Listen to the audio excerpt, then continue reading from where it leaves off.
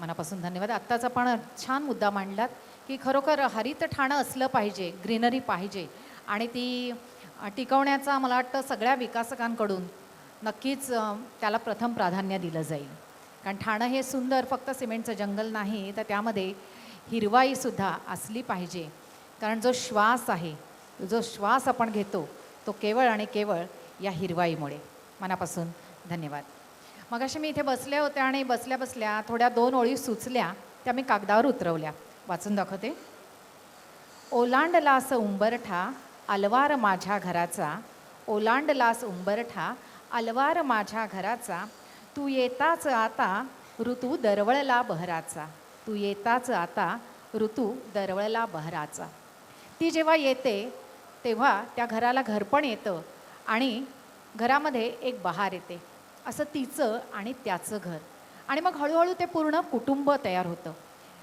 प्रेम तिथे नांदायला लागतं आणि अशा छताखाली उबदार घरट्यामध्ये पाखरं किलबिल करतात.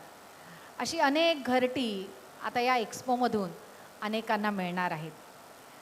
आणि हा एक्स्पो पाहण्यासाठी या सर्व विकासकांना शुभेच्छा देण्यासाठी सन्माननीय महापौर शर्मिलाजी पिंपळकर इथे उपस्थित आहेत. मी आपणा सर्वांच्या वतीने त्यांना विनंती करते, आपणही शुभेच्छा प्रदान कराव्यात.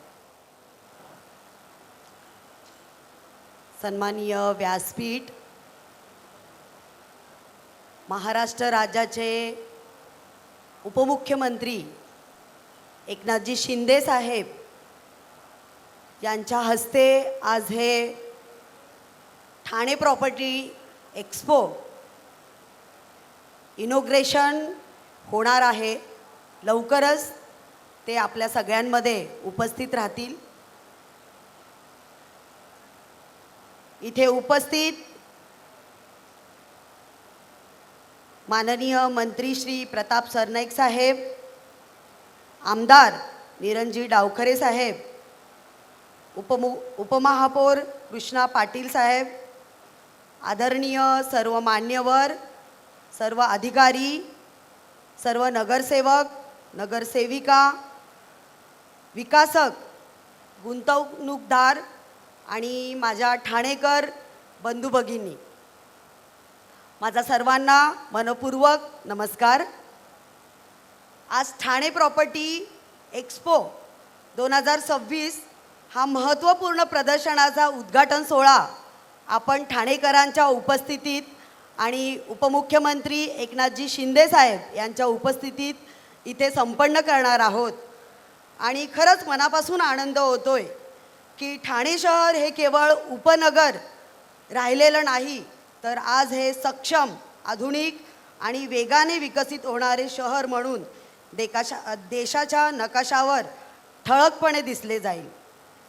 उत्तम पायाभूत सुविधा, वाढती कनेक्टिव्हिटी, मेट्रो प्रकल्प, रस्ते विकास आणि पर्यावरणपूरक उपक्रम यामुळे ठाणे शहर हे गुंतवणुकीसाठी अत्यंत आकर्षक असे ठिकाण आपल्याला सगळ्यांना खरं तर बनलं जाईल.